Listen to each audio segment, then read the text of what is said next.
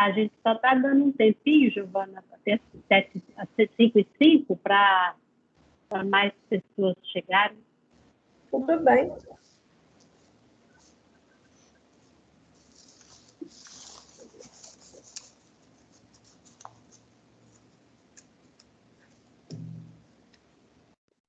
E já deu esse, 5h05.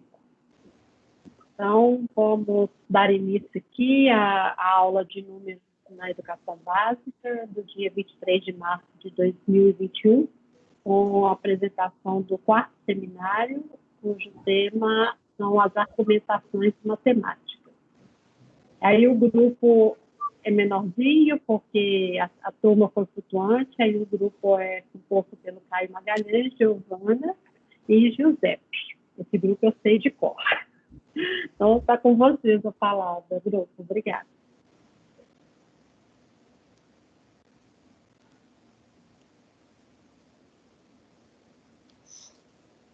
Está carregando aqui o PowerPoint, só um segundinho, tá?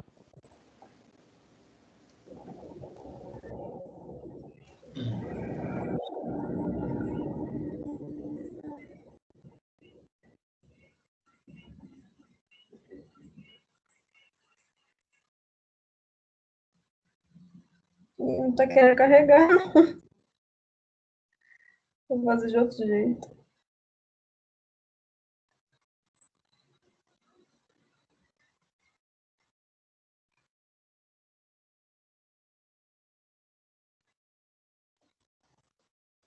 Tá dando para ver a apresentação? Ainda não, Giovana. Então, Agora sim. tá? Ah, beleza. Não, mas aí você tá apresentando a sua tela. Você tem que compartilhar o arquivo. Pois é, tá aberto aqui no artigo na minha tela, tá dando para ver ou não? Não, a gente está vendo o Teams.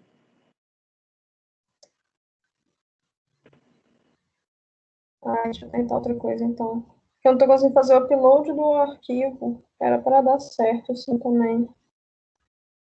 Vou tentar de novo. Quando você abriu, tinha dado certo. Talvez seja um delay da internet mesmo. Pode ser. Então, eu vou tentar de novo.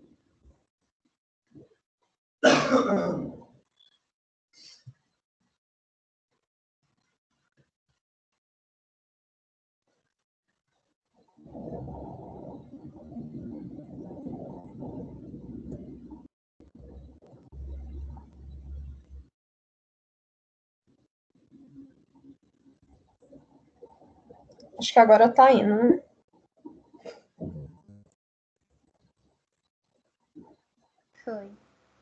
Foi?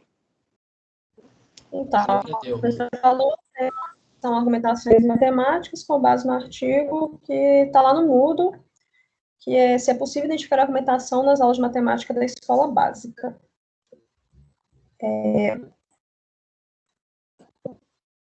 Começar falando, introduzindo algumas coisas que são faladas no artigo.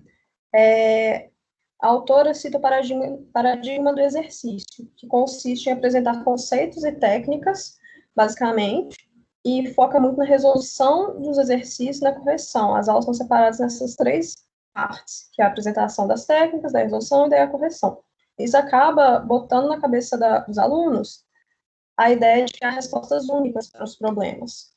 Isso acaba inibindo a questão da argumentação e da investigação. O aluno está muito focado em sempre achar fórmulas, em sempre achar algo pronto, e não muito na argumentação por trás. As atividades de investigação, elas já propõem uma ideia de reconhecer uma atividade, explorar ela e formular questões, além de conjecturas e argumentar. Já aí é o oposto paradigma do exercício, e tem essa potencialidade de quebrar com o paradigma e de estimular a argumentação. O aluno vai ter que demonstrar e avaliar aquilo que foi feito. Normalmente, questões mais abertas ou mais guiadas. Igual eu disse, a atividade de investigação tem essa potencialidade de desenvolver as argumentações, como a autora disse no artigo. As atividades de investigação em sala de aula são divididas em três partes. A primeira delas seria a introdução da tarefa do professor. Nesse momento, o professor dá orientações gerais sobre a atividade e sobre atividades investigativas e orientações específicas sobre a atividade proposta. A ideia é basicamente fazer com que o aluno pense que é investigar e entender como proceder com esse tipo de atividade, que não costuma ser muito comum, justamente por causa da questão do paradigma do exercício. A segunda parte é a condução da investigação. Na condução da investigação, vai ser quando os alunos, separados em grupo ou não, eles vão pegar a atividade e explorar ela. Desculpa, eu distraí aqui.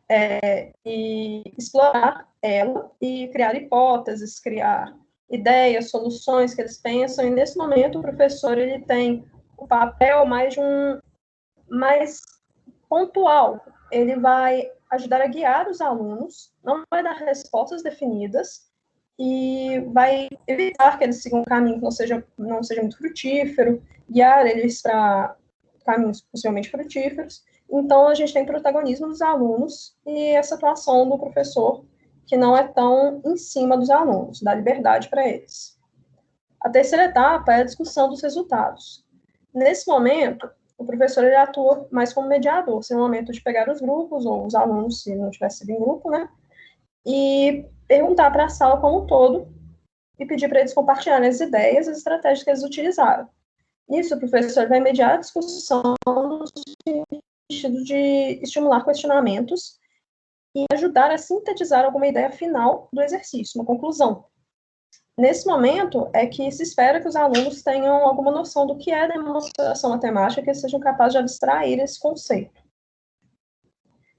Aí eu queria propor essa atividade, que eu gostaria que vocês entrassem nesse site, que é o Mente, e vocês respondessem a pergunta. Pode ser com uma palavra, duas palavras.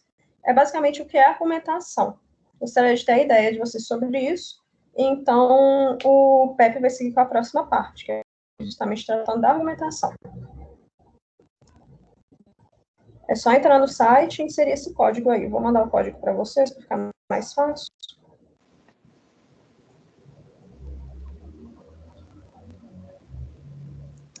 Ok, agora a voz é minha. A gente está usando o PowerPoint, né, para fazer a nossa apresentação. Então, eu vou iniciar a apresentação de tela, né, prosseguindo a parte da Giovana. Só um momento. Eu vou compartilhar a minha tela. Acho melhor desligar a câmera.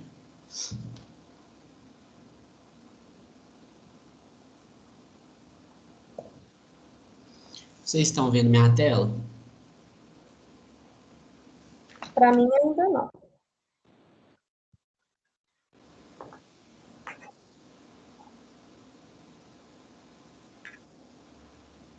Ainda não? Ainda não.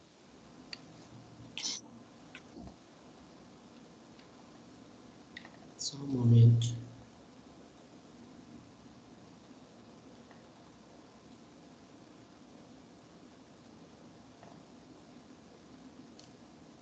Se vocês quiserem ir lá respondendo a pergunta no Mente enquanto isso.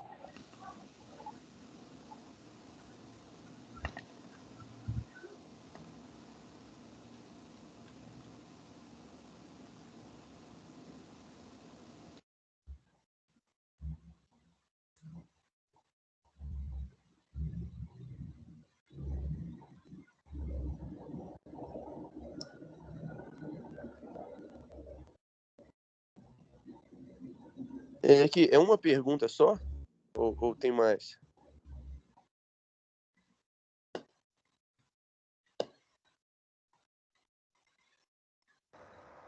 Outra pergunta seria, pode responder mais de uma vez? Pode sim. Pode responder quantas vezes quiser.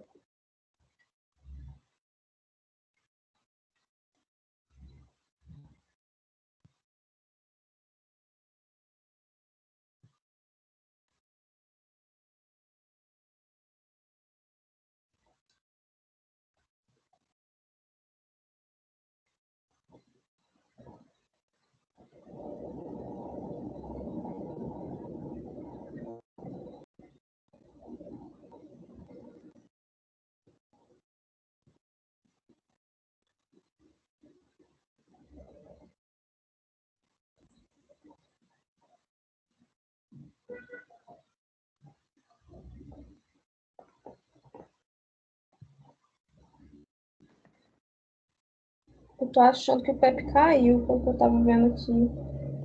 Oi, voltei. Estão me ouvindo? Ei, Estamos sim.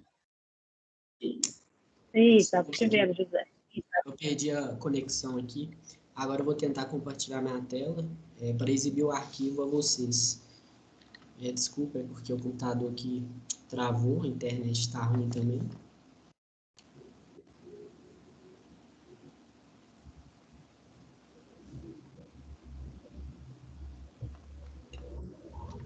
A gente está vendo o mesmo da Giovana, é esse Agora mesmo? vocês estão vendo a tela?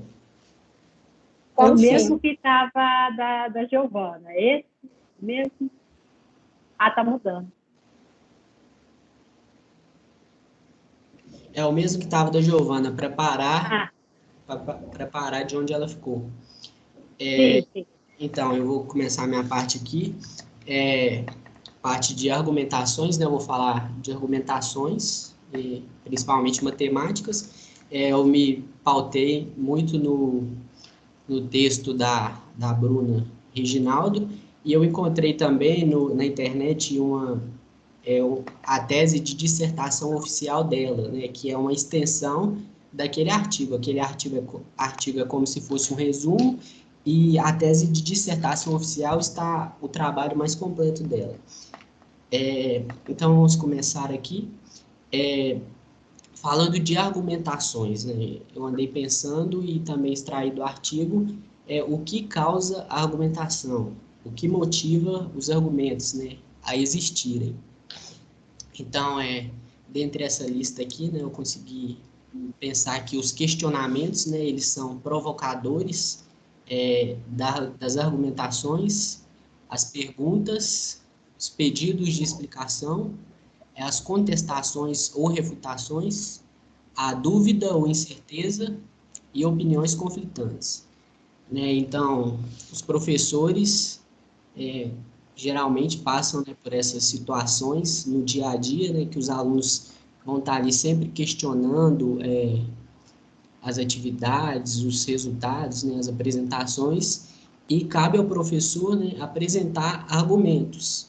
É um aluno que ele está sempre ali questionando, fazendo perguntas, ele, né, espera que o professor dê argumentos plausíveis que sejam convincentes para o entendimento da matéria, né? Então, essa lista aqui de causas de argumentações, ela é limitada, né? Pode haver mais elementos que provoquem a argumentação, que motive o surgimento dela, mas foram esses que eu listei. E, assim como causas, as argumentações, elas possuem objetivos, os propósitos da argumentação, né? Dentre eles, a necessidade de dar razões a uma ideia, justificar uma afirmativa, convencer alguém sobre algo, resolver conflitos de opiniões e estabelecer uma verdade. Estabelecer uma verdade, essa questão da verdade aí pode ser um pouco delicada, né? Porque ela pode ser relativa, o que é verdade para um pode não ser verdade para outros, mas assim como as causas, né, que o professor está sempre submetido ali dentro da sala de aula, o professor tem que ter em mente os objetivos, né, das suas argumentações, né? Então, quando o professor argumenta, ele tem que dar razões, né, a uma ideia, ele tem que justificar suas afirmativas, e ele tem que estar sempre convencendo os alunos ali, né, do conteúdo, de modo que os alunos assimilem aquela ideia matemática.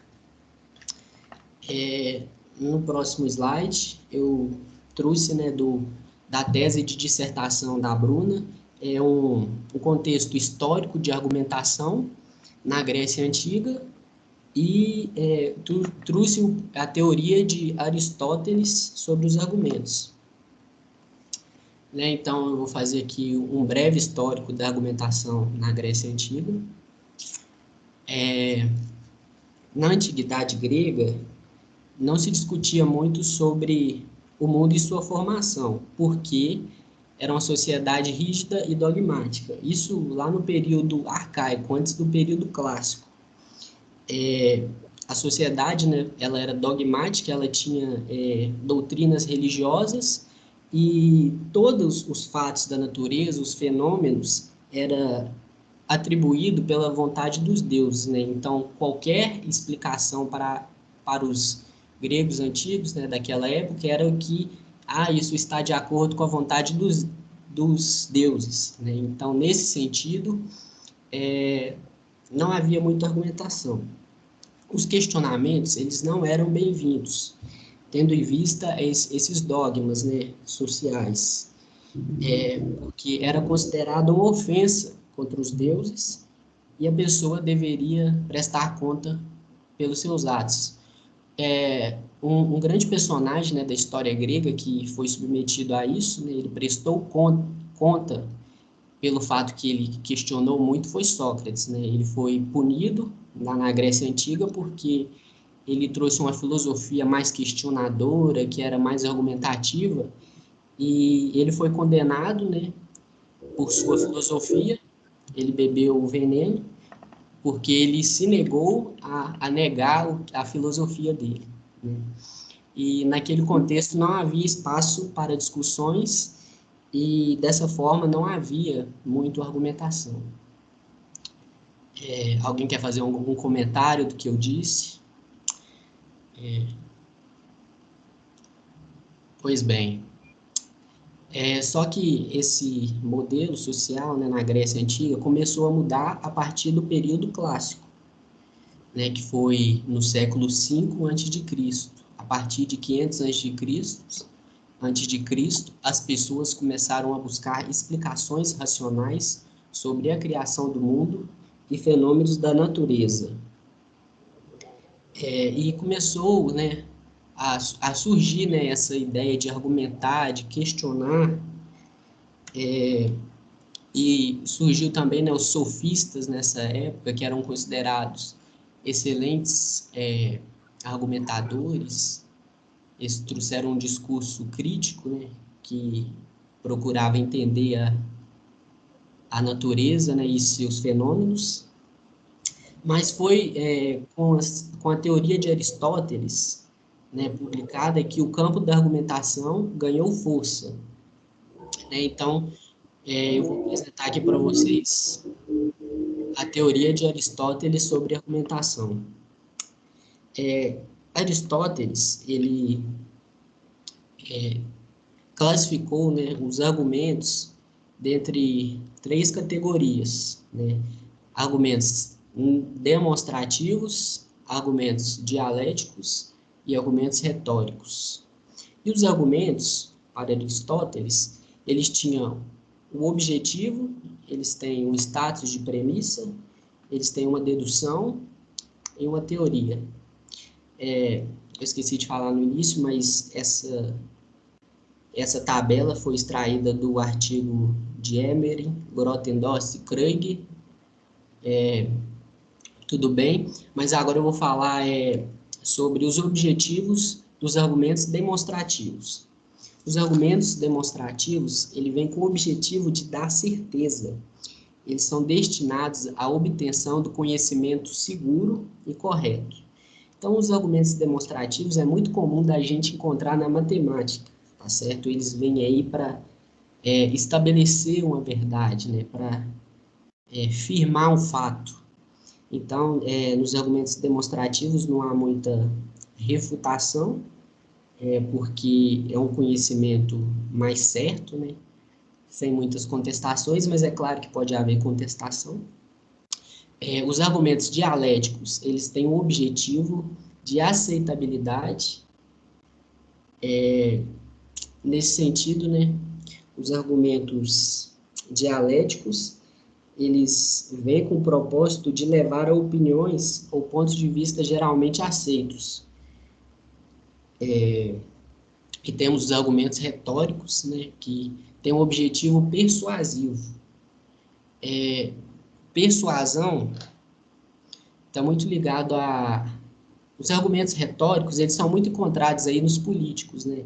Eles utilizam muito da arte da retórica, que é de persuadir um público. Não necessariamente os seus argumentos são verdadeiros, mas o objetivo, né, dos candidatos a prefeito, vereador, presidente, governador, é persuadir o seu povo de modo com que eles consigam votos, né? Então, é muito comum a gente encontrar argumentos retóricos na política.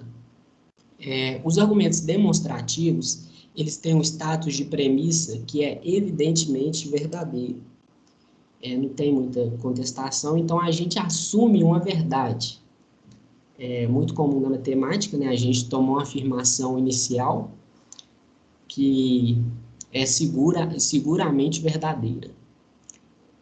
Nos argumentos dialéticos, nós temos os status da premissa como aceitável.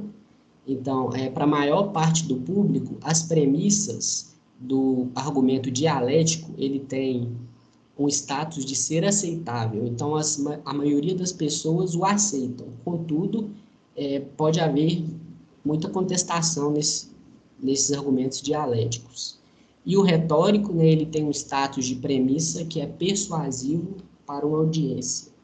Então, ele está mais restrito, né, a um público e vem com as premissas dos argumentos retóricos, eles são persuasivos.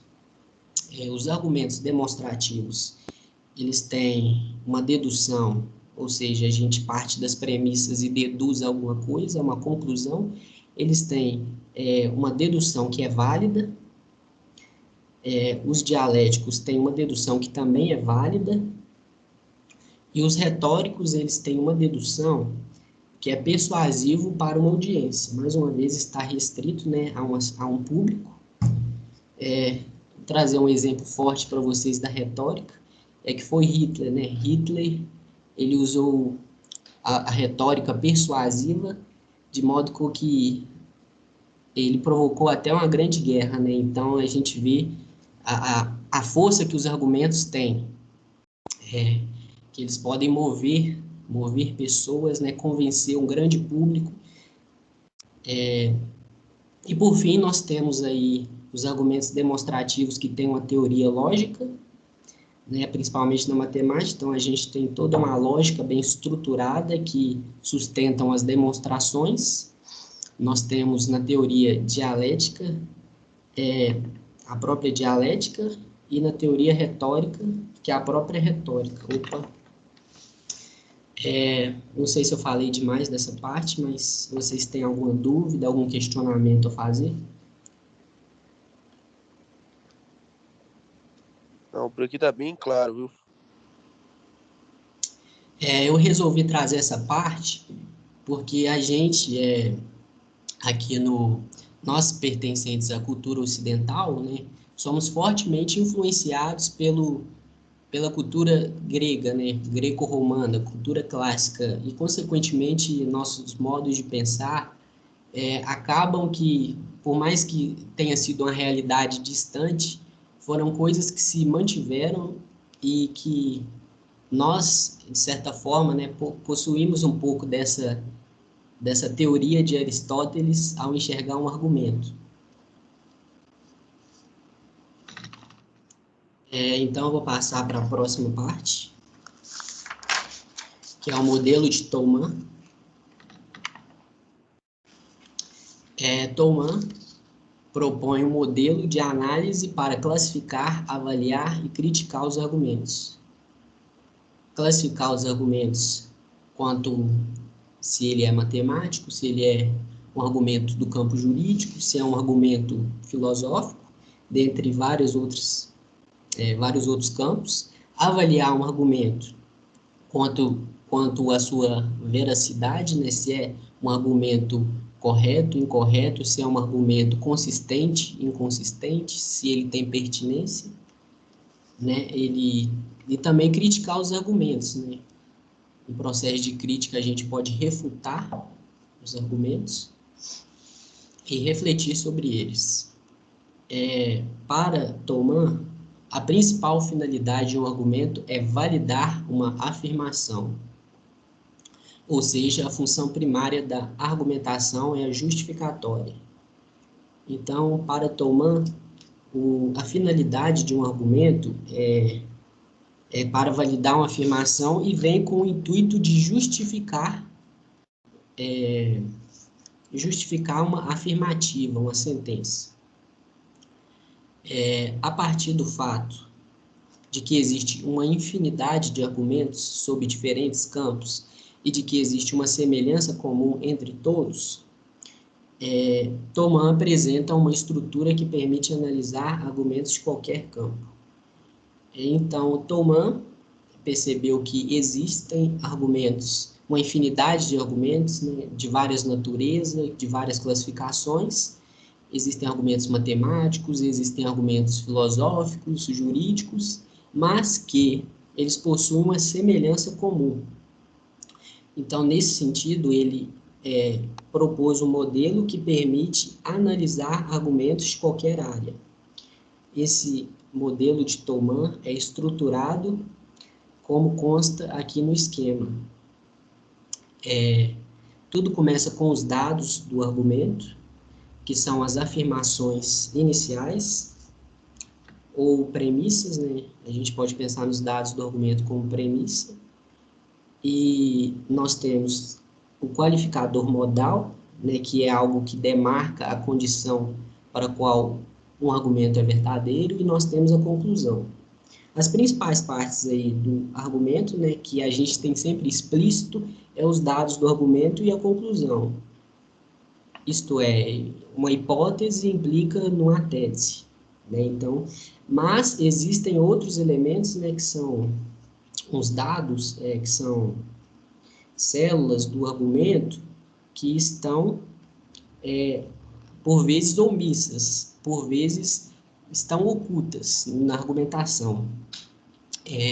Isto é, a garantia dos dados, que é o elemento W, ele garante os dados do argumento e tem o apoio dessas garantias, que reforçam a autoridade das garantias. E, além do qualificador modal, nós temos aí, a partir dele, uma condição de refutação, que seria como se fosse uma exceção no argumento, uma situação em que ele não é válida, uma condição para que ele, né, não seja satisfeito, ou seja, uma ressalva. Então, a seguir, eu trouxe um argumento qualquer, né, um argumento geral aqui, que eu vou analisar pelo modelo de Thomas. Esse argumento eu adaptei a partir de um aí que eu encontrei, né? Então, eu elaborei esse argumento e analisei pelo modelo de Thomas. Os dados do argumento é que José nasceu em Minas Gerais. Então, provavelmente, José é um cidadão brasileiro. Então, nós temos a afirmação inicial, que implica numa conclusão. José nasceu em Minas Gerais, então José é um cidadão brasileiro. Porém, nas entrelinhas, nós temos outros elementos na argumentação, né, que pode ser solicitado pelo interlocutor, por quem o argumento é apresentado, para quem o argumento é apresentado. Então, o cara gosta de questionar argumentos, né? Então, José nasceu em Minas Gerais. Então, provavelmente, José é um cidadão brasileiro, já que uma pessoa nascida em Minas Gerais será, em geral, cidadão brasileiro, por conta de que Minas Gerais é um estado brasileiro.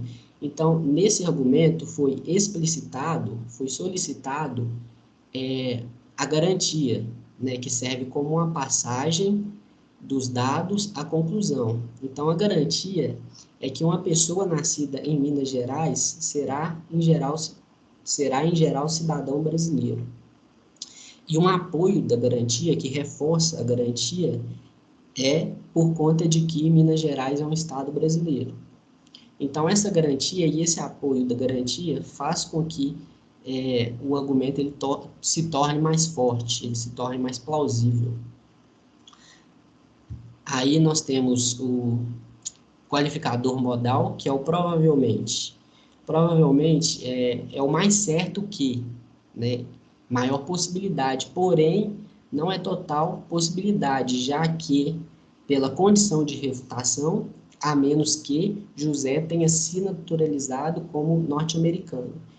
Então, essa condição de refutação invalida todo o argumento, já que se José for naturalizado como norte-americano, ele perde a cidadania brasileira. Vocês querem comentar alguma coisa desse argumento, alguma parte dele? Para mim está tranquilo, José. Esse é um exemplo mais geral, um exemplo qualquer que eu adaptei. E agora eu vou falar sobre um argumento matemático analisado pelo modelo de Thomann.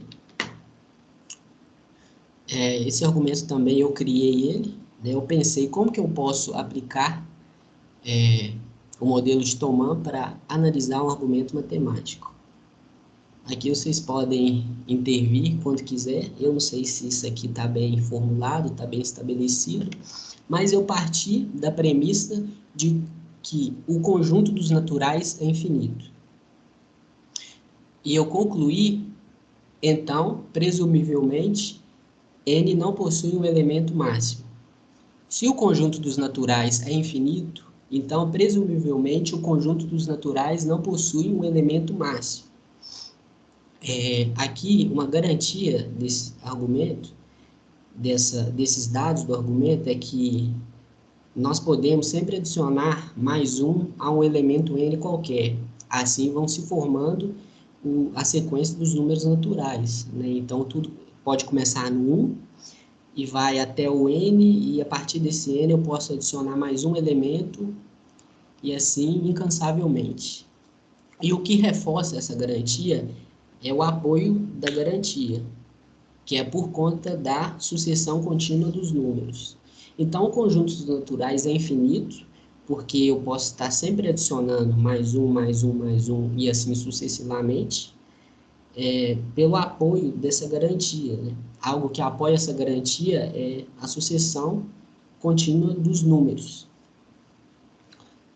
Temos o qualificador modal, que é o presumivelmente. Então, é uma pressuposição que a gente faz, né? Que N não possui um elemento máximo, mas que existe uma condição de refutação, que é a menos que tomemos um subconjunto limitado superiormente. Então, a partir do momento que eu tomar um subconjunto limitado superiormente, então vai passar a existir um elemento máximo. Então, esse argumento, ele cai por terra. Esse qualificador modal, eu tive um pouco de dúvidas dele, mas ele vem como provavelmente, possivelmente, um talvez, é uma condição da passagem para a conclusão.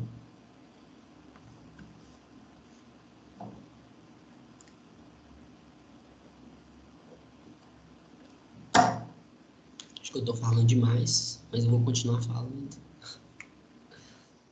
E por fim... Aqui. Sim. Eu só tenho uma dúvida. Esse argumento de refutação, não sei se eu estou usando os termos corretos, tá? Condição de refutação. Isso, condição de refutação. Quando ela é utilizada, é como se fosse uma brecha sobre o argumento. Eu repito, eu não sei se eu estou utilizando a nomenclatura correta, mas o problema é que, por exemplo, aí no caso, seria eu tô pensando primeiro como é que eu vou falar isso, mas isso se adequa como uma condição. Oi. Eu também tive esse sentimento aí, João. Porque essa condição de refutação aqui, né, a menos que tomemos um conjunto limitado, ele é bem diferente da conclusão, né? Ele não é difícil falar realmente, mas ele não está colocando uma condição para refutar o conjunto inteiro dos números naturais, né? ser infinito, o fato dele ser infinito. Aí, João, vai lá, pensa, o que você tá... Eu me incomodou isso também. Eu também estava buscando, tipo assim, palavras para Então, falar isso aí, né? essa condição de refutação, né, ela passa a existir a partir de um contestamento, né? Então, ela é como se fosse uma ressalva, é o que você utilizou a palavra brecha, né? É um caso em que é uma situação em que o argumento, a conclusão do argumento já não vai ser mais válida. Então, essa condição de refutação faz com que essa conclusão ela perca a sua validez, né? Porque se a gente tomar um subconjunto limitado superiormente, então os números naturais já vão possuir um elemento máximo. Então, por exemplo, se eu imaginar... Vai lá, João, eu pensei num outro exemplo. Pode falar? Claro. É só que eu acho que o subconjunto não vai ter um elemento máximo, mas isso não interfere no conjunto dos números naturais. Por exemplo... Realmente. Eu pensei num outro exemplo aqui. Ó. Se a sua afirmativa fosse assim, todo conjunto numérico não possui elemento mínimo. Vamos supor. Todo conjunto numérico não possui elemento mínimo.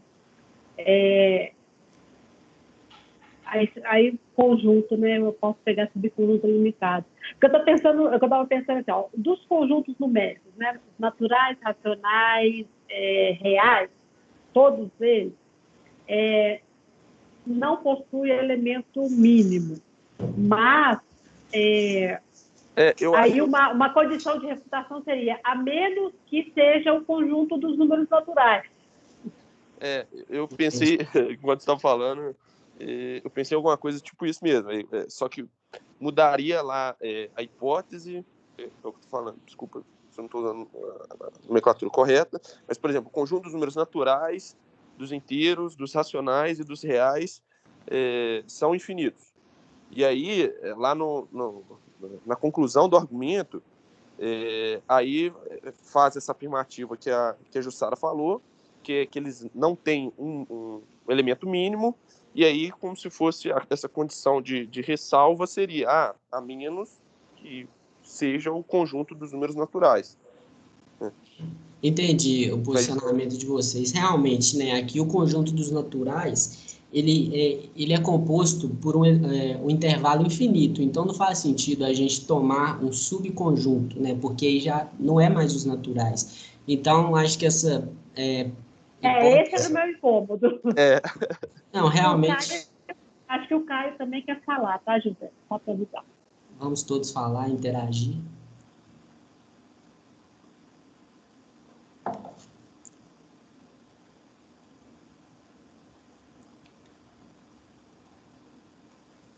Mas é que eu acho que ficaria mais plausível, então, um conjunto numérico é infinito, né? Sem falar dos naturais, porque quando a gente toma um subconjunto, ele já não é mais os naturais, né? Porque os naturais, ele possui uma infinitude de termos na sua composição. Essa premissa tem que ser... Aqui, olha, por exemplo, todo número primo é ímpar. Então, uma ressalva poderia ser, exceto se o número for 2. Boa, realmente. A gente podia, né? Ou melhor, usar... todo mundo isso. Falei certo. Eu não pensei no exemplo assim. Caio, você quer falar? Você está com a mão levantada? Caio Magalhães.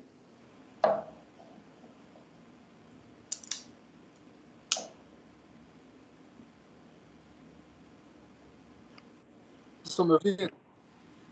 Sim. Estão me ouvindo? O meu fone, eu estava falando aqui antes e vocês estão me ouvindo.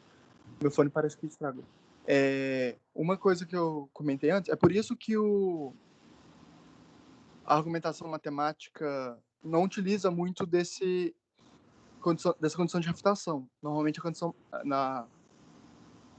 Normalmente, a argumentação matemática, ela utiliza da demonstração, que não utiliza todos esse processo do método de Turing. É um Sim, processo sim. mais específico.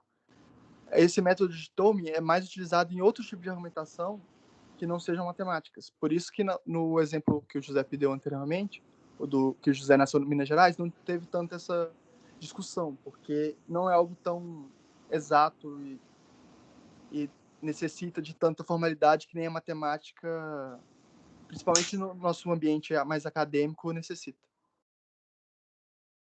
Mas pelo que eu entendi, a gente pode usar, né? Ele não é o mais usado. E aí o que a gente está tentando fazer aqui é usá-lo na matemática, né? E toda vez que eu penso num exemplo aqui, eu estou pensando, na verdade, um contra-exemplo, né? Por exemplo, o conjunto dos números naturais tem um menor número, sempre refutando a regra geral, assim, né? Sim, o que o Caio falou, ele tem razão. O modelo de Thomann, ele pode ser utilizado para analisar argumento de qualquer campo, né? Mas acontece que ele pode deixar a desejar em alguma situação.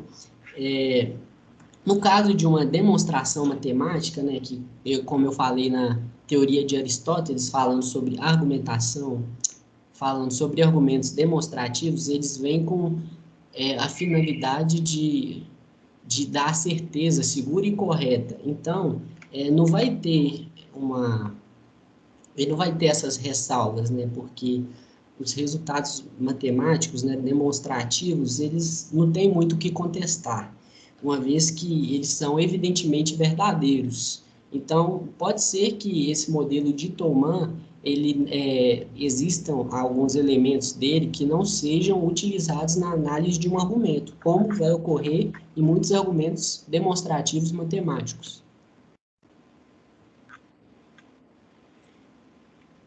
Mas, né, como Thomann propôs esse modelo, ele trouxe esse modelo para analisar argumentos de qualquer área, de qualquer campo. Aqui eu tentei elaborar um argumento matemático, né, e vocês identificaram essa inconsistência. Realmente é uma inconsistência, então a gente pode concluir que essa afirmativa é inconsistente. Mas Pensando ao vivo, né, José? Vamos pensar ao vivo aqui. Sim, por isso que eu ainda falei, vocês fiquem à vontade para intervir, né? Mas aqui a ideia é utilizar o argumento de Thomann para analisar uma situação matemática, né? Um argumento matemático.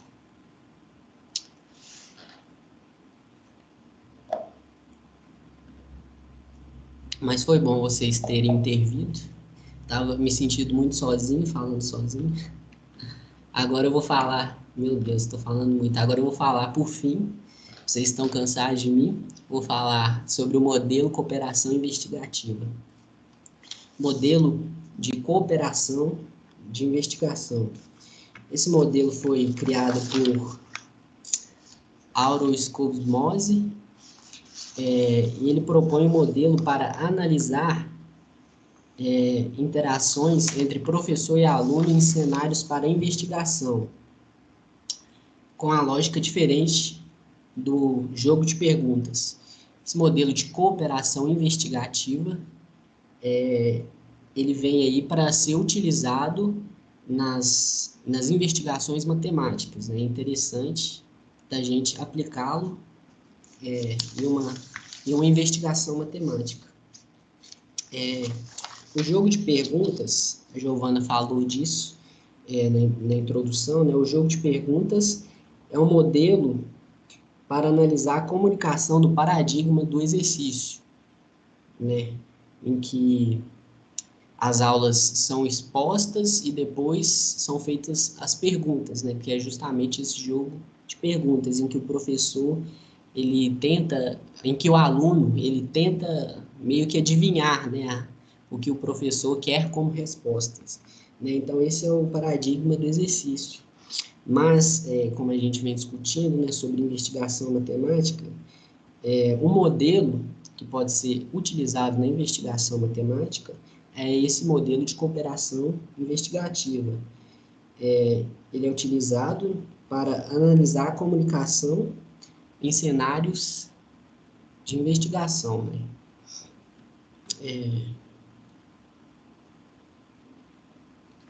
Então, esse modelo, ele tem os elementos, né, que são as características dele, que não se encontram necessariamente fragmentados ou em nenhuma ordem. Esses elementos podem ocorrer no início, no meio, durante a aula, simultaneamente, então são fatores da investigação, né, que vai fazer parte da investigação. Tem o estabelecer contato, né? O elemento estabelecer contato, ele refere-se a uma participação colaborativa na qual os integrantes do grupo devem prestar atenção uns aos outros e às suas contribuições. Aqui os alunos, eles têm contato um com o outro, interagem entre si, e o professor também não deve ficar de fora dessa. A ideia aqui é fazer com que todos se comuniquem. Tem o elemento perceber, e que está muito ligado ao exame das possibilidades. Os alunos tentam perceber uma situação matemática, por exemplo, presente na investigação, tentam identificar padrões, elaborar conjecturas, eles tentam perceber alguma coisa. E tem um processo de reconhecer, que é uma consequência do perceber. Esse elemento está muito ligado ao perceber. Reconhecer é quando um aluno ele descobre alguma coisa durante uma investigação. Então, ele tenta, né, a partir da percepção, encontrar, identificar um fato, e depois que ele identifica, né, isso entra no processo de reconhecer. O aluno reconheceu uma situação, um acontecimento, uma manifestação. O processo de posicionar-se, acho que isso está muito ligado ao estabelecer contato, né? Quando uma pessoa está se posicionando, ela está entrando em contato, colaborando, participando com o grupo. Posicionar, quando a pessoa ela apresenta argumentos, ela expressa suas opiniões, enfim, ela dá ela diz o que ela pensa. O processo de pensar alto. Pensar alto numa atividade investigativa, pode ser que o aluno ele pense alto indo além do exercício, né? Ele vai em situações diversas, né? Ele, por exemplo, ele tenta introduzir um outro conteúdo na aula. Vamos supor que a aula seja sobre álgebra, e ele pensa alto e começa a imaginar exemplos geométricos ou de outra área. Reformular significa repetir o que foi dito em tom diferente, focando nos termos e nas ideias-chave, para tornar os argumentos mais precisos. Não sei se todos assistiram, mas no vídeo que a gente postou, esqueci o nome do apresentador do vídeo. Como chama o vídeo, Giovana, Caia? Nossa, o nome do vídeo eu sinceramente não lembro, mas o apresentador é Dan Meyer. O Dan Meyer, ele fala esse passo de reformular na aula de investigação, eu acho que está muito ligado a fazer perguntas breves, né, a elaborar questões de maneira sucinta. Então, às vezes, a gente escreve muito, está escrevendo aquele tanto de coisa, sendo que a gente pode destacar, né, os elementos chaves e, assim, tornar mais objetiva, né, a nossa afirmação, o nosso argumento. E no vídeo de Dan Meyer, né, ele fala sobre isso, né, que um professor moderno, né, diferente do tradicional, ele deve saber fazer com que seus alunos aprendam a fazer perguntas breves, sem mais delongas, então isso está muito ligado ao reformular. E tem aí o passo de desafiar, né, que é o momento em que as ideias são questionadas e levadas a uma outra direção. O desafio, ele pode ser instigante, ele pode ser inspirador, animador. O professor que ele está desafiando seus alunos, ele tenta seduzir os alunos para que eles participem mais inteiramente das atividades, né, de modo com que suas curiosidades sejam provocadas, né, suas vontades de descobrir. Então, desafiar é um passo importante na investigação matemática. E, por fim, avaliar, que é refletir sobre o trabalho realizado e as perspectivas envolvidas nesse trabalho.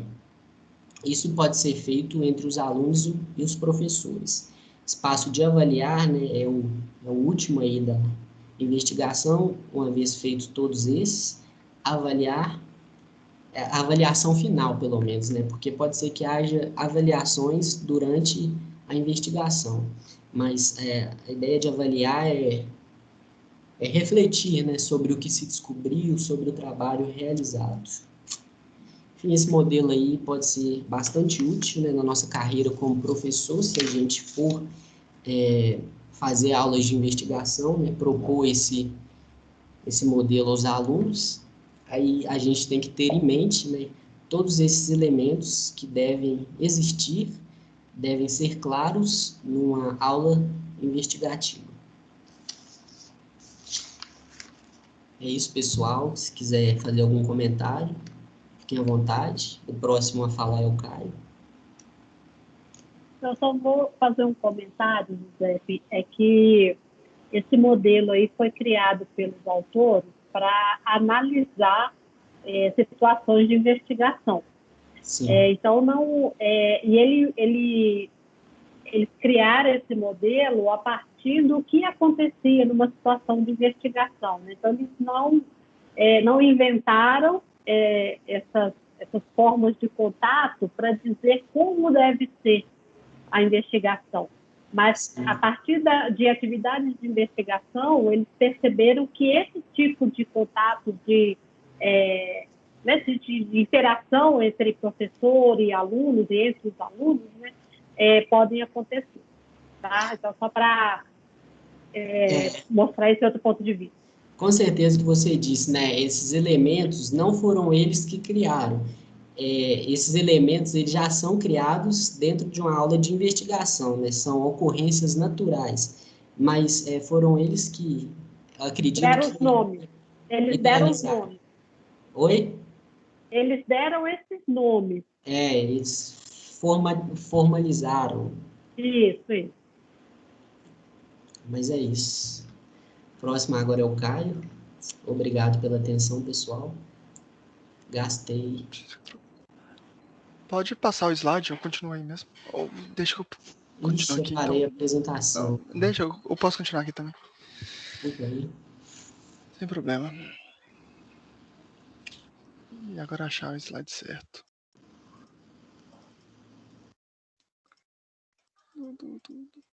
Pronto.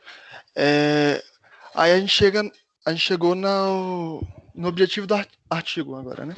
Que é a pergunta: os alunos da escola pública, eles não argumentam? No artigo, a autora, ela apresentou quatro situações que ela demonstrou que, através de algumas atividades que ela junto com o professor da turma, aplicou para os alunos, para estimular a argumentação matemática deles, ela identificou esses estilos de argumentações que o Pepe acabou de explicar para vocês, né? Nós temos o exemplo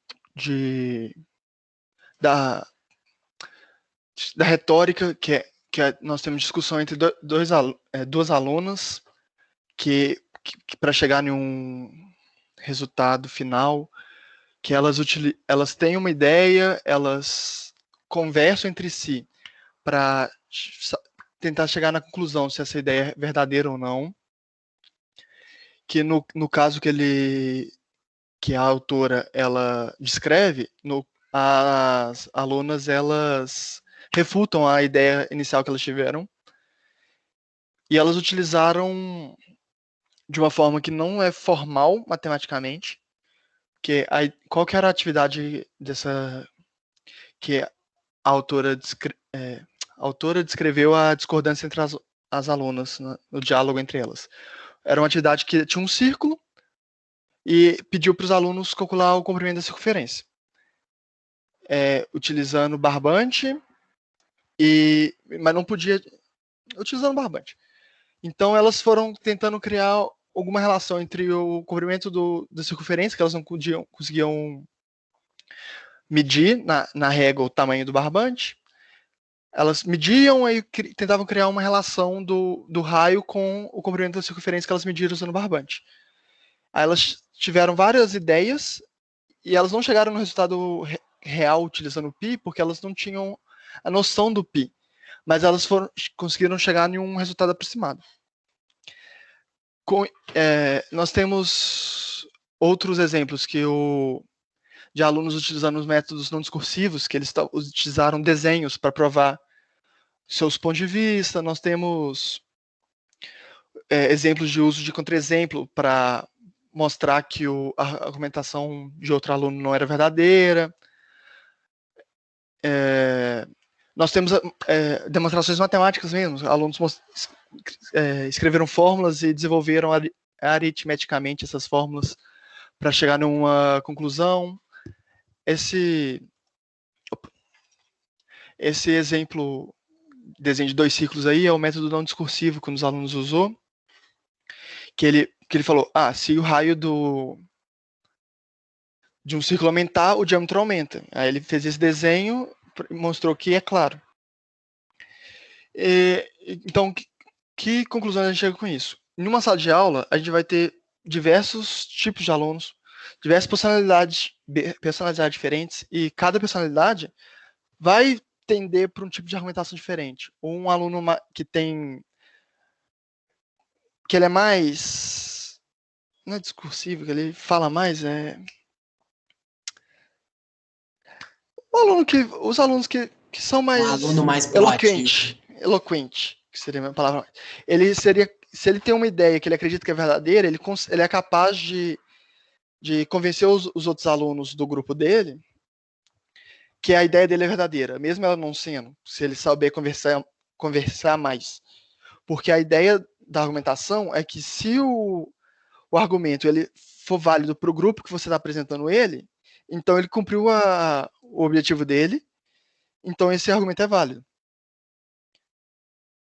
Então nós, como professores, a gente tem que saber identificar esses problemas, e se nós quisermos estimular a argumentação matemática, a argumentação no geral, na verdade, nos alunos, identificar o problema os tipos de problemas, tipo a argumentação não completa, que poderia desenvolver mais, mas chega em um ponto que é válido para aquele grupo e eles vão parar de discutir, então o professor teria que estimular eles a desenvolverem mais os argumentos.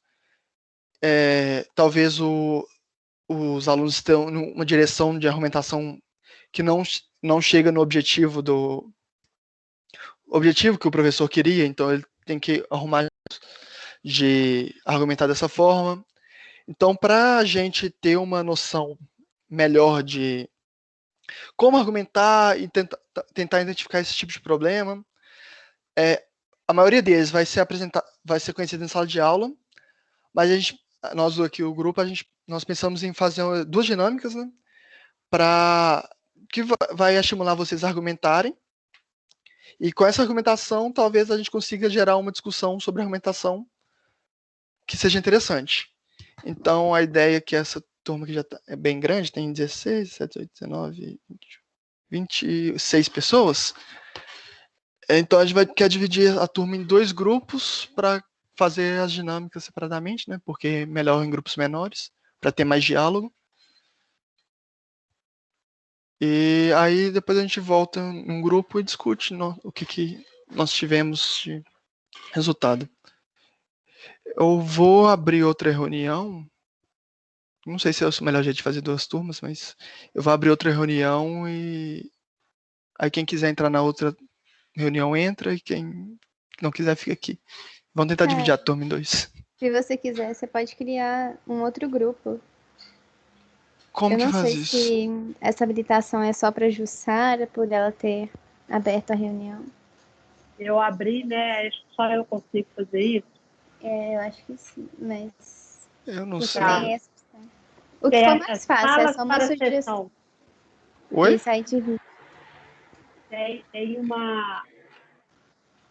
Eu tenho aqui a possibilidade de abrir salas para sessão de grupo. Vocês querem que eu faça isso? Pode ser. Só que aí eu acho que você talvez não participe, Jussara, dos grupos.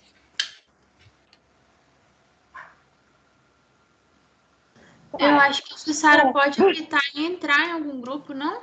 Eu acho que dá para ela escolher algum grupo e entrar. Então tá bom. Não sei, eu Eu acho que eu sim. vou tentar administrar, que é bom que eu aprenda a fazer isso.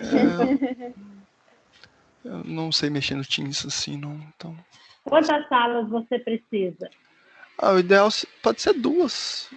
Fazer Não duas. ficar grande, não, porque tem 20 e tantas pessoas. Vamos fazer 4? Pode ser. Aí a gente apresenta para uma, aí vocês discutem, aí eu apresento para outra. Pode ser também. Podiam ser 3, que aí fica um de cada, não sei. Porque são Quantos 3 tem ao todo, Viga? integrantes. São são? 23 alunos. 23, então dividido por 4, dá umas 5 pessoas em cada grupo. Fica ruim, Giovana, Caio? Não. A ideia é mesmo conversar sobre o tema. Então pode dividir. Estou criando aqui, ó. São 22 pessoas em 4 salas, tá? Aí eu apresento para 2 grupos e a Giovana apresenta para os outros 2. Beleza.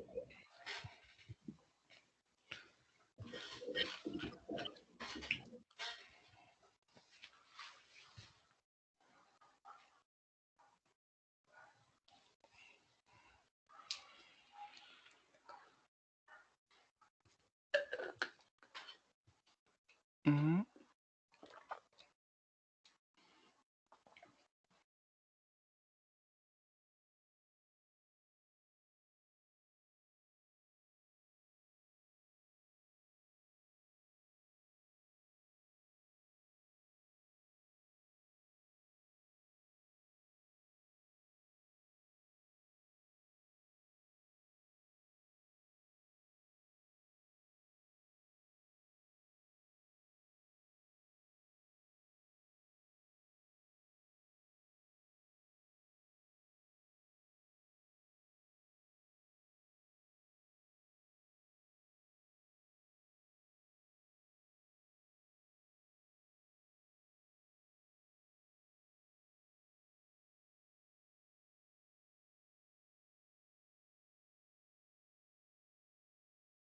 Acabou que a gente caiu no mesmo grupo, né? Jussara, Pedro.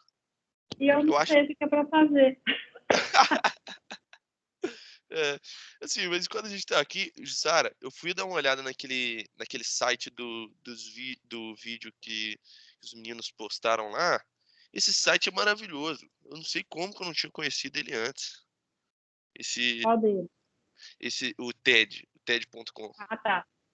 Uhum. Nossa, ele é maravilhoso. Eu consegui, assim, de cara, eu já baixei aqui no meu telefone, aí eu já consegui ver muita coisa, assim, muito interessante, entendeu? Assim, já comecei a adicionar um monte de coisa, assim, porque lá tem como se fosse uma lista daquele é, assistir mais tarde que tem no YouTube, é como se fosse uma coisa parecida com aquilo.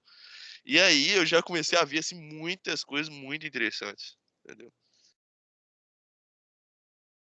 Porque, assim, eu achei aquela abordagem que o Dan Meyer fez, assim, extraordinária, entendeu?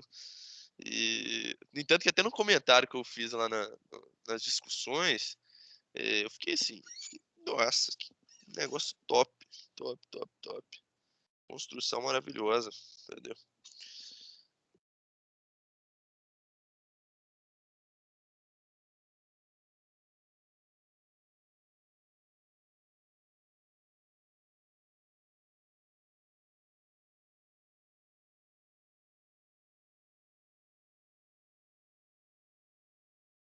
Eu não sei agora quanto tempo vai ficar aqui. Olha que coisa. É isso aí que eu ia Dá. até. Eu tinha pensado a respeito disso. Eu falei assim, porque eu não sei como é que funciona também direito, essa coisa de separar nas salas. Mas, porque eu lembro que os outros meninos, eles falaram, em tanto tempo todo mundo vai voltar a ficar junto de novo, né? Aham. Aí eu não sei se isso aí é pré-determinado, ou seja, é uma coisa que é feita antes, ou se tipo, se é durante, sei lá. E eu também não tenho zero afinidade com essas coisas. Eu perguntei aqui no chat para a Giovana.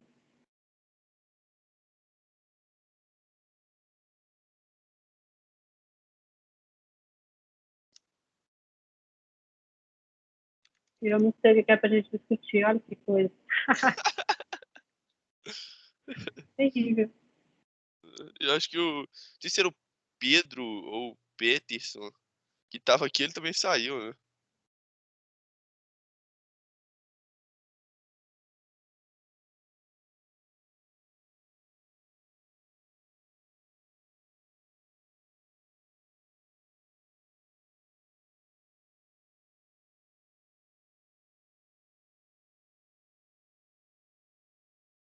Eu já descobri aqui que eu consigo fechar as salas, mas eu não sei que hora que eu tenho que fazer isso. Nossa.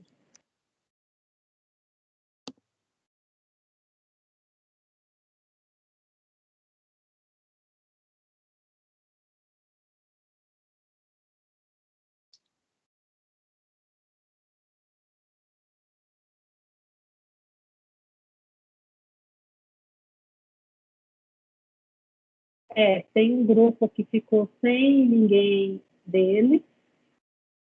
O Caio está num grupo.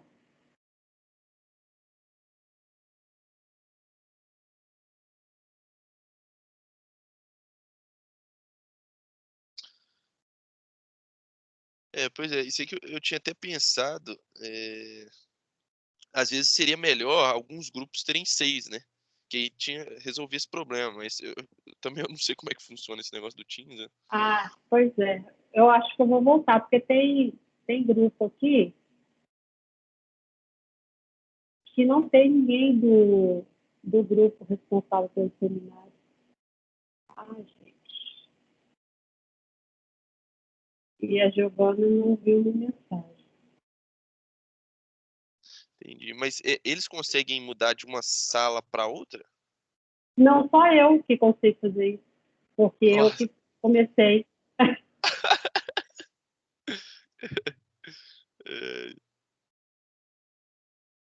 Eu tinha que ter combinado com ela pra ela ficar direto no WhatsApp, né? Que aí ela fala assim, agora me muda pra tal sala, me muda pra outra. Pois é. Eu vou fechar. Ela não falou nada. Vou fechar. Qualquer coisa combina de algum jeito, né? Melhor. Mas também o grupo deles tinha... Era só os dois? Gente, 3. Gente, eu fechei a sala porque acho que não vai dar certo. Estamos sem comunicação. Eu também estava achando isso. Porque tinha que cair, tipo, tinha que ter como eu e o Caio, que vamos explicar as dinâmicas, a gente poder escolher a sala que a gente tá. Eu não consegui escolher. Pois é. Não combinamos direito, gente. Desculpa aí. Ideias muito mirabolantes. Bom, o que a gente pode fazer eu posso apresentar uma das atividades, em vez de apresentar as duas, e se der tempo apresentar as duas também, e depois separa em grupos para as pessoas discutirem, e depois volta para a discussão dos resultados. Mas, Giovana, lembra que são 18 e 14, tá? Certo. Então, vocês têm 15 minutos. Vocês têm que escolher aí o que vocês querem priorizar. Então, beleza. Eu vou apresentar pelo menos uma das atividades. Vocês estão de acordo, Giuseppe? Sim. Eu acho que a da lógica lá é mais divertida. Eu tinha começado a apresentar, acho que para o Lucas e para a Vivian, né? Eles já estavam até discutindo, mas aí deu problema. Eu apresentei a minha também para algumas Eu vou pessoas. Mas... apresentar.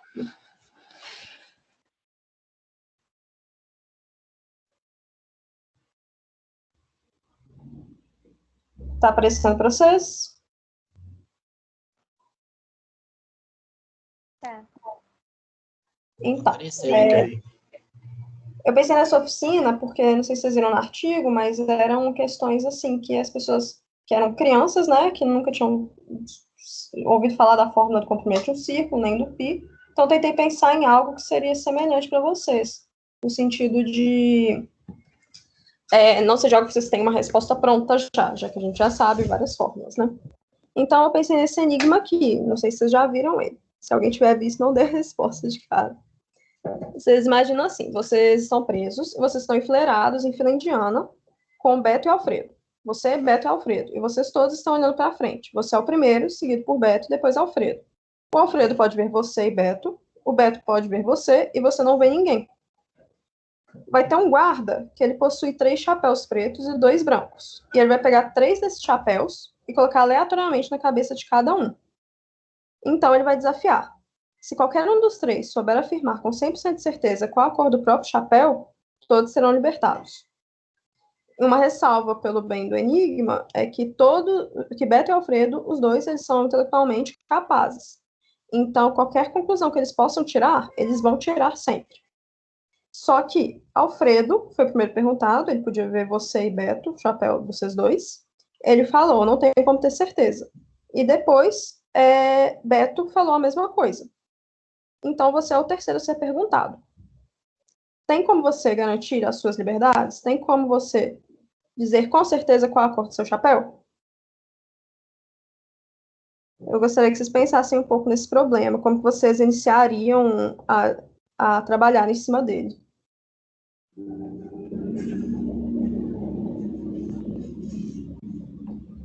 Alguém quer dar alguma ideia?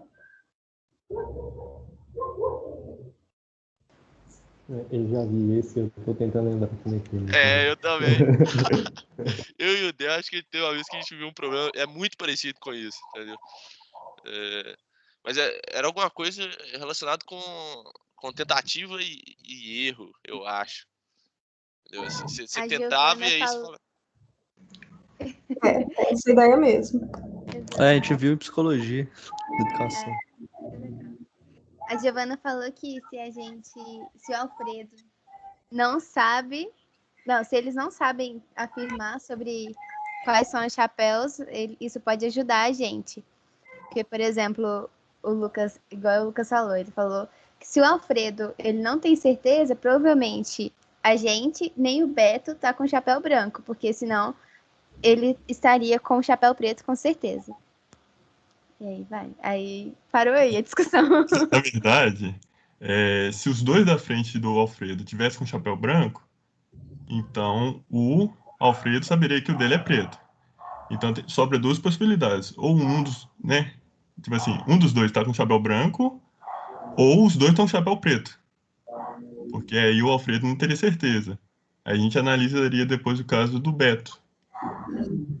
Pois é. Aí, o que eu fiz? Primeiro, só para questão de organização, só para mostrar para vocês os slides, vocês sabem fazer de cabeça mais ou menos quais são todas as distribuições de chapéus possíveis?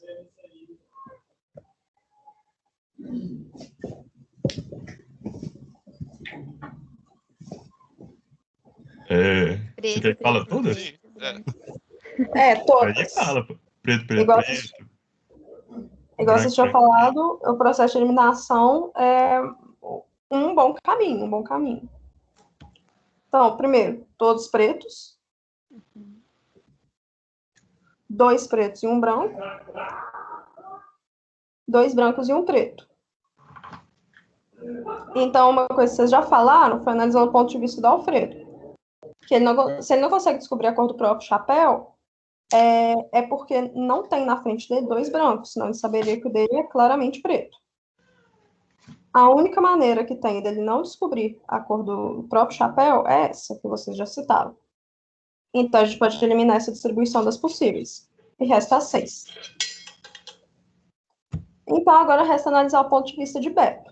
Vou voltar aqui para o slide anterior, só para vocês terem um apoio visual. Vocês conseguem ter alguma ideia de como que Beto não sabe qual que é a cor do próprio chapéu? Então, mas Que foi? Pode falar. Se o meu chapéu for preto, então, hein? Porque se for branco, com certeza o dele é preto. Certo, é isso mesmo. Ele não viu a informação de Alfredo foi insuficiente, porque ele não viu 2 chapéus brancos. Então, isso diz para Beto que Alfredo viu ou 2 chapéus pretos, ou um chapéu preto e um chapéu branco. Só que Beto ainda assim não é capaz de descobrir a cor do próprio chapéu. Então, aí uma das distribuições que permitiria ele saber com 100% de certeza a cor do próprio chapéu seria somente se o chapéu de Beto fosse branco. Porque, fosse preto, né? Não, fosse branco mesmo. Eu inverti aqui a tabela, gente, desculpa. Se o chapéu dele é branco,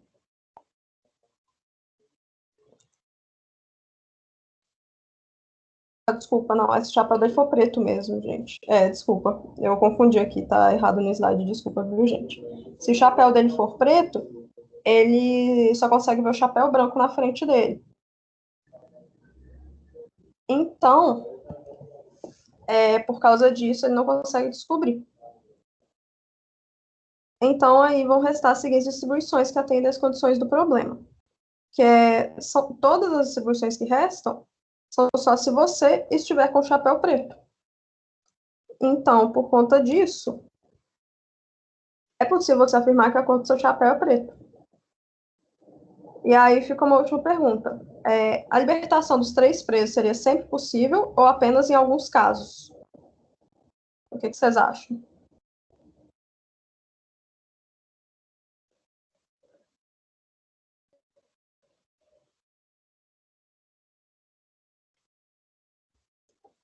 Alguém quer tentar dar uma resposta?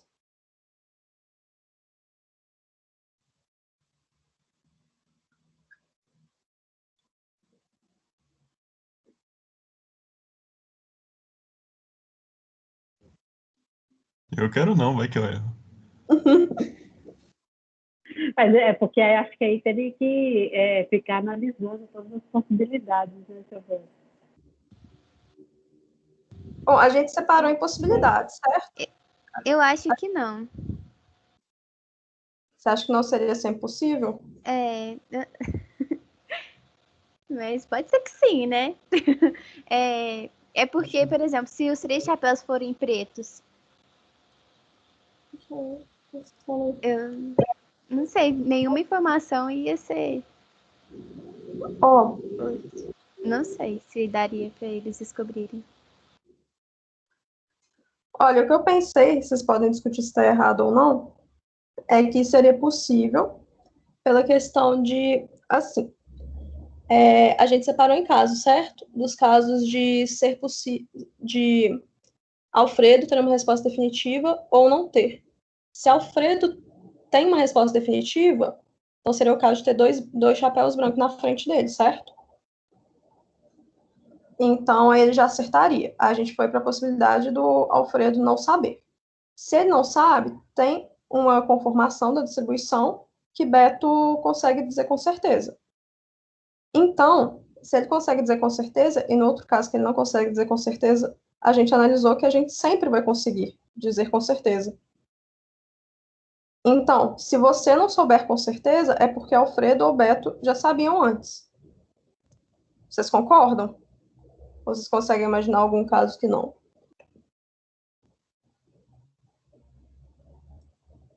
Eu concordo.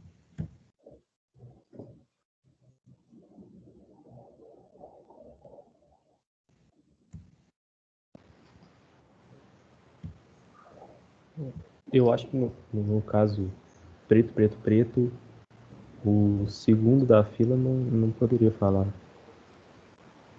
Não poderia ter uma resposta definitiva. Mas aí, nesse caso, você poderia ter a resposta.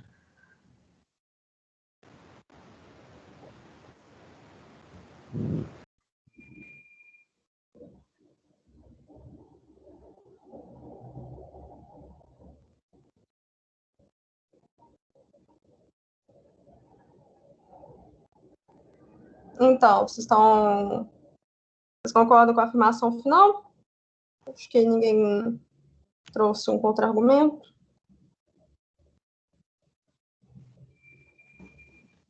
Concordo, ué. Então, beleza, vamos continuar aqui a apresentação.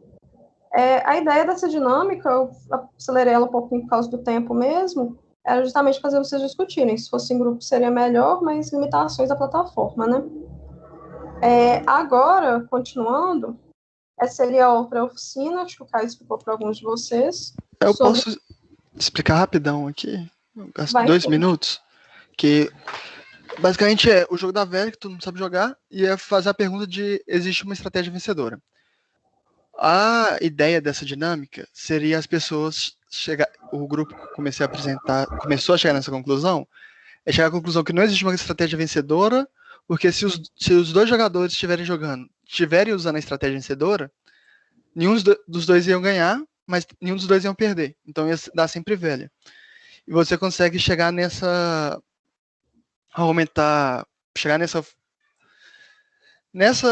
afirmação final de diversas formas, usando caso a caso, que nem o exercício de lógica. Você poderia trabalhar com quantidade de jogadas vencedoras no final de cada rodada, e acredito que deve ter mais formas de você conseguir argumentar isso, só que eu não pensei.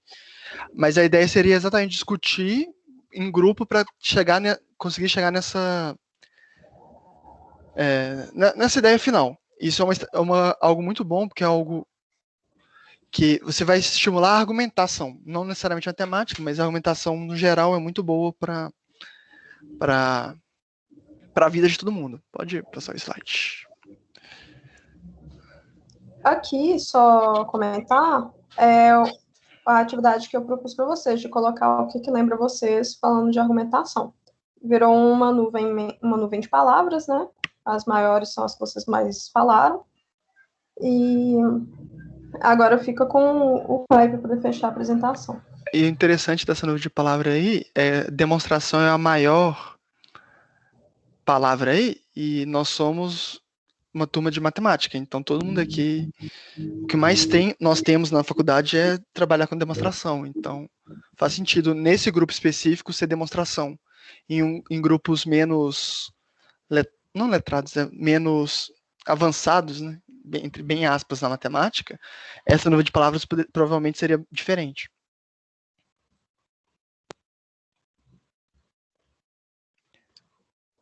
E o próximo sou eu também.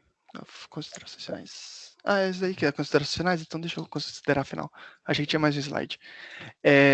Então, o que a gente percebeu com o artigo e também com as outras pesquisas? Sim, obviamente é possível encontrar argumentação matemática e argumentação não matemática em escola pública. Acredito que em qualquer grupo de 2 pessoas você consegue encontrar argumentação, porque sempre em um diálogo, se alguém está tentando provar o ponto, ela vai usar a argumentação. É algo extremamente interessante você ensinar isso na educação básica, porque isso vai dar um leque de ferramentas para os alunos que vai ser útil para eles, não só em atividades matemáticas que eles podem não saber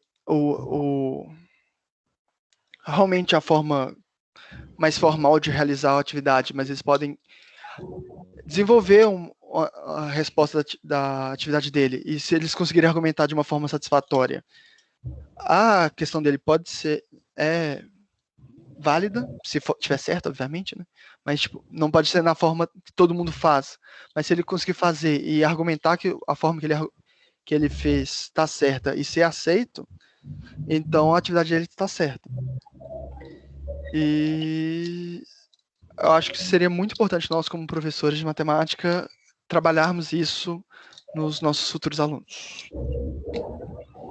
Eu acho que é isso. Pode finalizar a sua apresentação. Dúvidas? Vocês querem falar alguma coisa? Fala mais. Ficou alguma dúvida?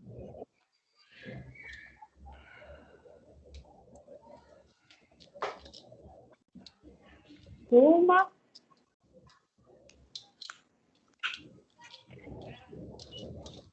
Bom, eu queria só chamar a atenção aqui para um ponto. Não sei se a Bárbara quer falar. Ela falou que está tudo certo, beleza.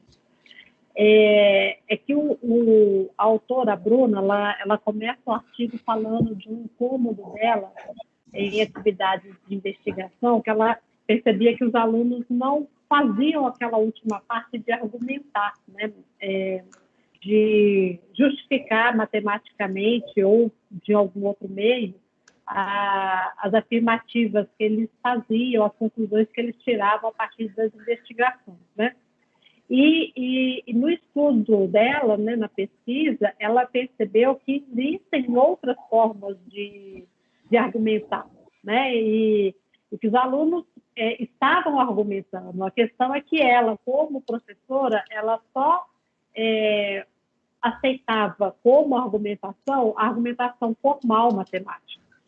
E quando ela, na pesquisa, ela teve contato com outras formas de argumentação, ela viu que essas outras formas aparecem na sala de aula. Ou seja, a questão é que a argumentação, não é que a argumentação não existia, o problema é que ela, como professora, só queria ver uma maneira de argumentar.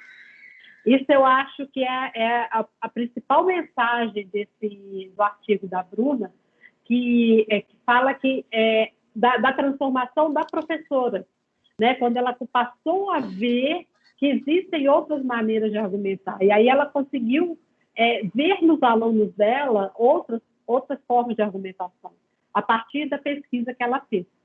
E esse recado eu acho muito importante de trazer aqui para a gente, porque às vezes a gente só aceita dos nossos alunos a demonstração formal.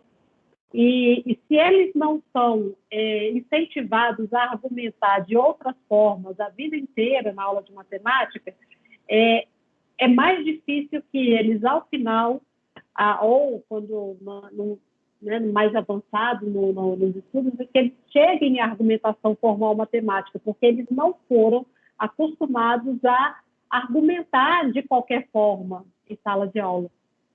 Tá? Então, o principal recado que eu acho que a gente deve ter ao ler o artigo da Bruna Reginaldo, né, da importância de acolhermos os argumentos dos alunos, sejam eles de que tipo for. E nosso papel como professor é ir fortalecendo o caminho para a argumentação matemática. Por exemplo, essa nuvem aí que o grupo fez me deixou preocupada, porque vocês colocaram, nós, né, colocamos demonstração como a principal palavra ligada à argumentação. E a demonstração é a maneira formal de argumentar matematicamente, mas a gente deve estar aberto para outros tipos de argumentação. O que o grupo pensa sobre isso, a turma? Eu achei muito interessante. Desculpa. Pode falar.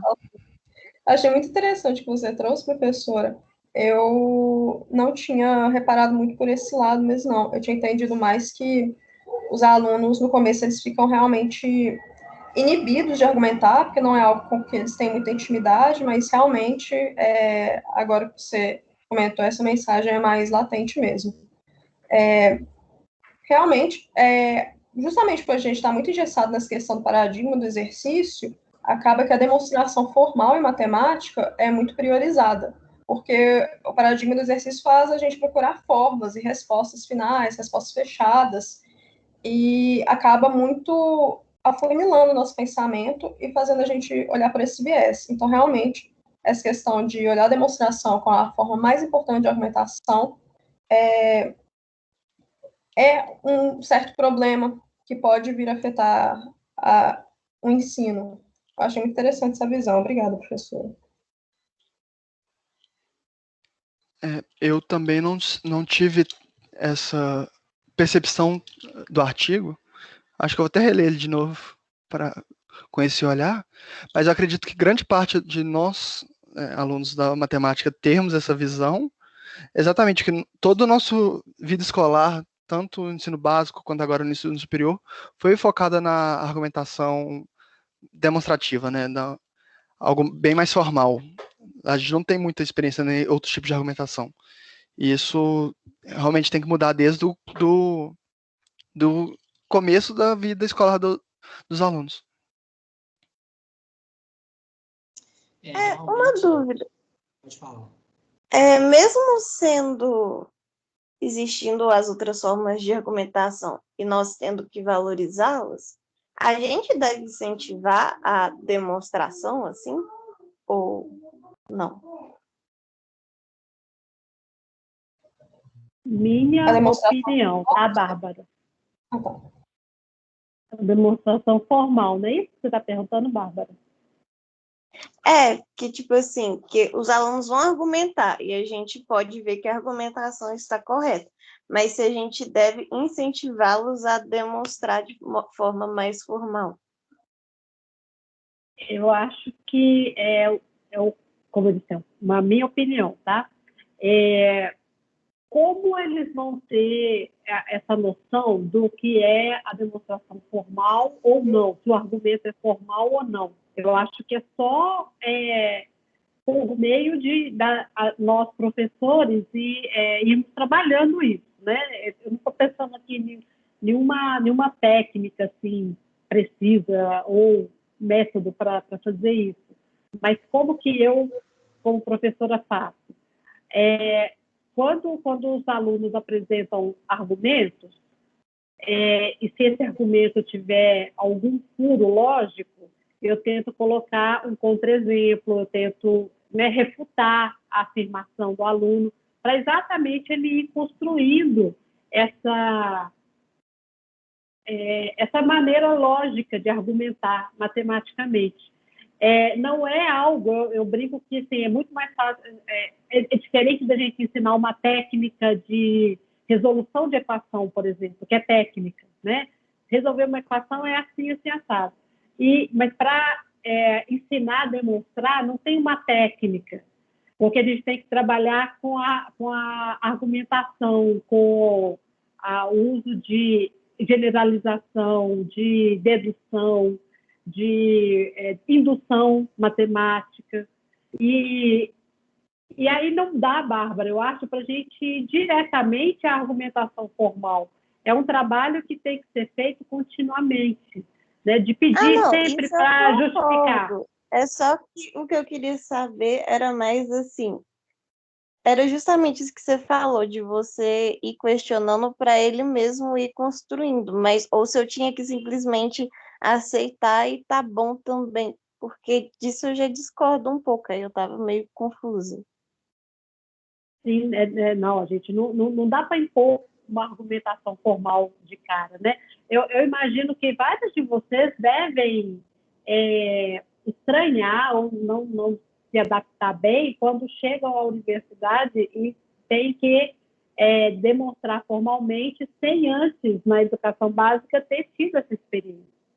Então, a experiência com a argumentação matemática, com um argumento que não é necessariamente formal, ela deve acontecer ao longo de toda a escolaridade. O professor deve incentivar esse tipo de argumentação, porque é esse trabalho contínuo ao longo de toda a escolaridade que vai deixar naturalmente acontecer a demonstração formal, no momento que ela tiver que aparecer. E os exemplos que a Bruna traz no artigo mostram isso, né? Que são diferentes tipos de argumentação corretas, mas elas não são as demonstrações formais matemáticas. Né? Os alunos estão usando ali diferentes recursos. E a gente, professor de matemática, tem essa postura, né? Eu sei a resposta certa, a resposta única, e o que você está falando está errado. Então, quando a gente, professor, se abre para negociar as argumentações, para ouvir o outro, como você está pensando, e convencer o outro, ao invés de impor um jeito único de pensar, a gente está convidando o aluno a construir essa argumentação. Eu acho que isso é algo que está fazendo muita falta na formação matemática das pessoas. A Bruna Reginaldo, né, que é a autora do artigo, ela ainda diz que na educação básica existem muito presente argumentos informais, semiformais e formais, né? Os formais é o que a gente está falando, de demonstração, que tem um nível de rigor elevado. Agora, os argumentos informais ou semiformais estão muito ligados à intuição do aluno, né? A capacidade dele de argumentar, talvez ali no improviso, de expressar sua própria opinião, sem seguir uma diretriz matemática mais elaborada. Uhum.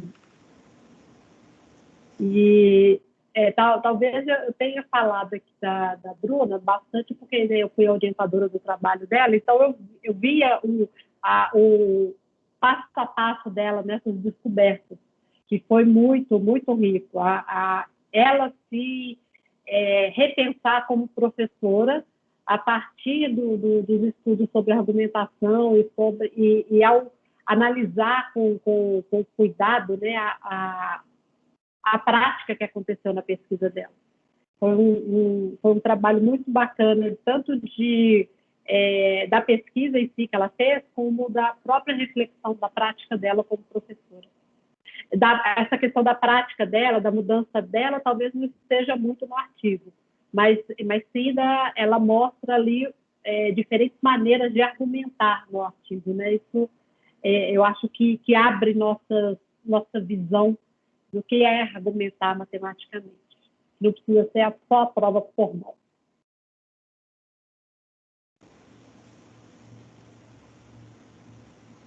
Tudo bem, grupo? Tranquilo. Tudo bem. Tudo bem. Podemos encerrar aqui, gente? Então? Sim, né? Podemos. Já deu a hora. André, encerra a gravação aí pra gente, por favor. Obrigada aí por... Obrigado, pessoal. Obrigado, Jussara, e o resto.